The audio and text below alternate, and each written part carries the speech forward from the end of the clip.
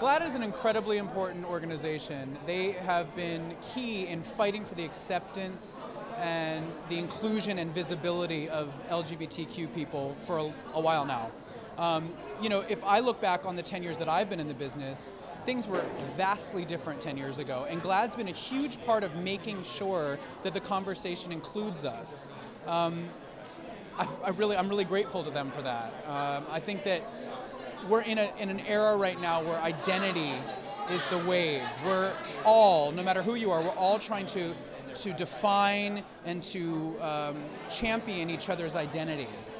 And I think GLAAD is the perfect stage to explore that, to dive into that and to celebrate it.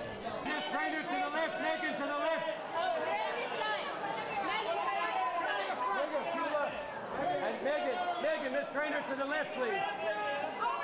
Megan to the left, please. Megan to the left.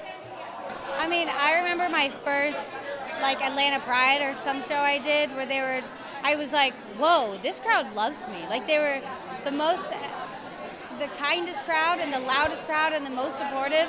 When I only had like one hit, they were like, oh, your songs, we love you. And I was like, guys, like they've since day one online on social media, they're so supportive.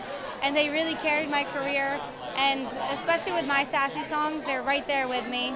And I think about them a lot when I'm writing my future songs. I'm like, I want the sassiest queen out there with me. Together. One time right here. And Dan, on your left, sir. Over your left. And Dan, together, look up, look up.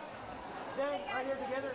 I do have to ask what a young Dan would think of him being on the red carpet at the 2019 GLAAD Awards. I think a young Dan would be, what would I be? Probably pretty baffled. I mean, I was like the Mormon guy in the Broadway musical. It was like, hello, my name is Elder Reynolds. I'm here to talk about salvation, like, you know what I mean? So, but I think I would have also probably taken a step back and thought, I guess I got something to learn. And, you know, that's my hope with everybody, is to just be patient with the people around you. Be patient with your cousin who you have very different views from, because that patience creates a bridge, and you talk, and then hopefully you evolve together and you listen instead of just shutting each other out, which I think a lot of people are doing right now. It's a sad thing to me.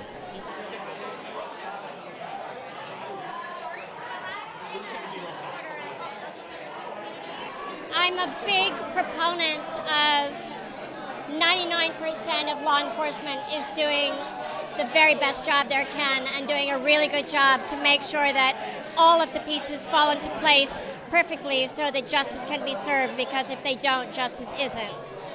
And so when I saw the press conference with the chief of police saying something's not right here, I do feel like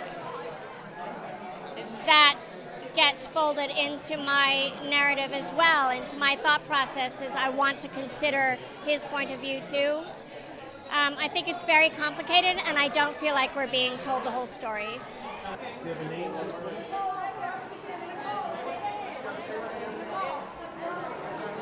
Excuse me, do you have a name on her? You know, whether you believe what's happened or not, like, I think it just all comes down to empathy. Like, we're all human beings. People do crazy shit. They have their reasons. They have, you know, emotional stuff that we can't understand because we haven't walked in their shoes. And I also really empathize for the people who feel offended by what he's done and who believe that what he's done is wrong, because I can see why that would be hurtful. So I just, you know, I guess the only thing I can do is sort of try to understand everyone's perspective.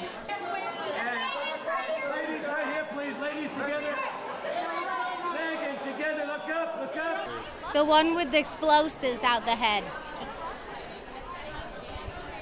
What?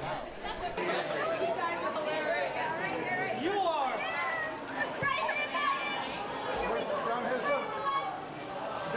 And right here. EJ, look up. Right here, looking good, very nice.